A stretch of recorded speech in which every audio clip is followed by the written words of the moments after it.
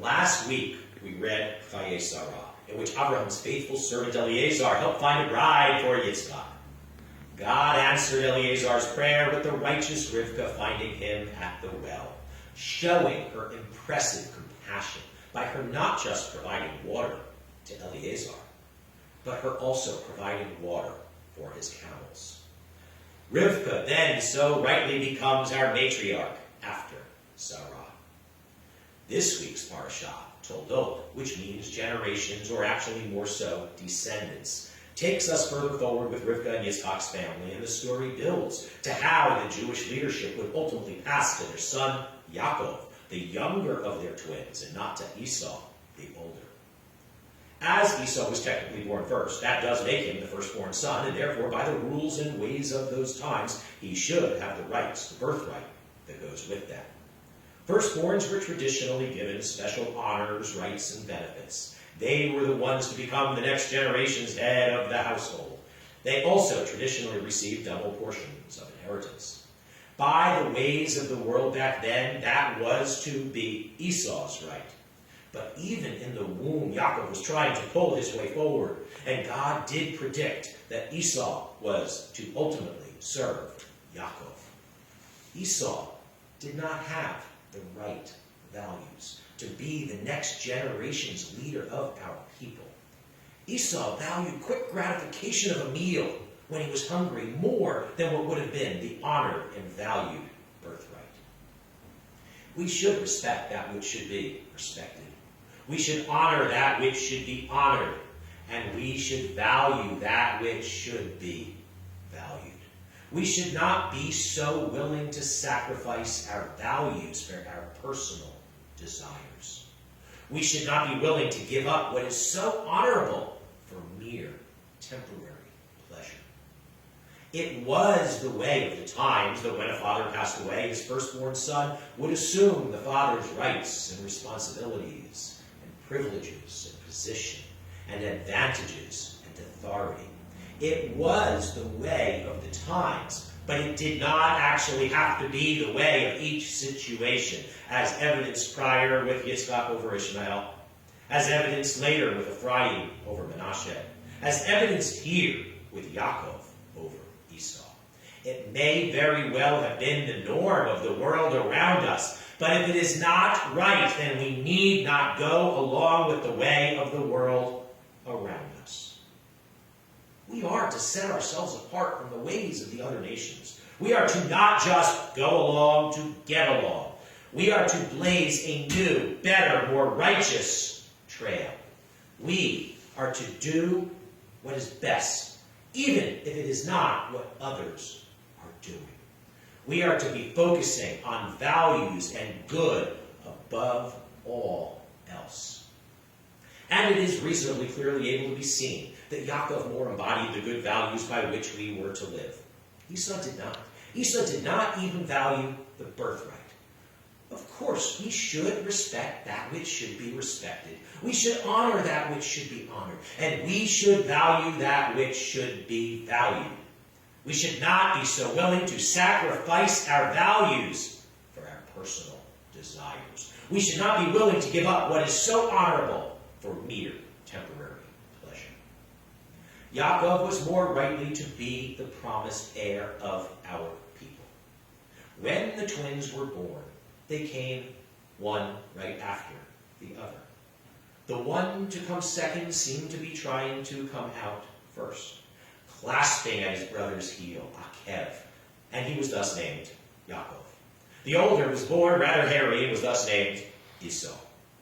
Esau was more of a wild outdoorsman. Yaakov was more of a wholesome man, Ish Tam.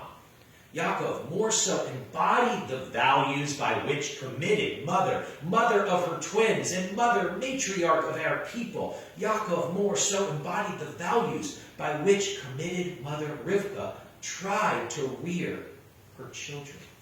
Esau was more concerned with immediate gratification. Yaakov was more of a thinker for the long term. That was especially so evidenced in this classic story that so sets the tone for our future, of how one day Esau came home from hunting and was hungry. Yaakov had been making some lentil stew for his father. Esau demanded that he be given the Hadom Hazeh, the red stuff. Yaakov offered that he would sell it to him for his birthright. As traditionally then, the birthright would go to the older. But Esau, more concerned with wanting food now, was not concerned about such future. He made this deal with Yaakov. Esau valued a bowl of stew more than the birthright, which he did not value.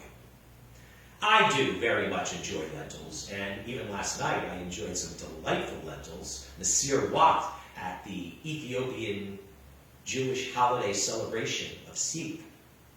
I love my lentils. But I do not enjoy lentils more than values. Nothing should supersede values and what is good and right. While traditionally the Bechor, the firstborn, just because of his order of birth, the Bechor traditionally received the birthright. The one born first, though, might not be the best choice. I have a friend who just opened a new restaurant, and he needs a skilled and reliable and responsible chef. Should he just hire the first person to walk through the door?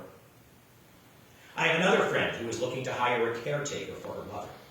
Should she just hire the first person to walk through the door? A job or other important role should not be given just because of who shows up first or other such circumstance. The right person, the best person for a particular job should be the one hired for that particular job. Just because it is the norm of the world around us that something is being done in a certain way, that does not mean that we need to also choose to do it that way. We need to choose, and we need to choose wisely. We should not choose blindly. Choosing blindly is not really much of choosing. We should not just go along to get along. We need to look at the options. We need to look at the facts. We need to look at the reality. We need to look at the entire situation and see the best option. We need to commit to finding the best and doing the best. We need to make our choices based on what is most good and right. We are blessed with the power of choice. But if we just go along and do not think and question, then it is as if we are throwing away that gift of choice with which we have been so blessed. Just as Esau was throwing away the gift of the birthright with which he was to have been blessed.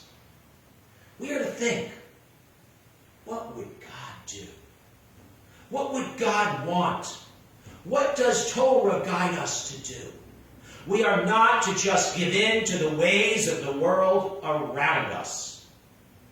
And I will leave you with that to ponder as I wish you Shabbat Shalom.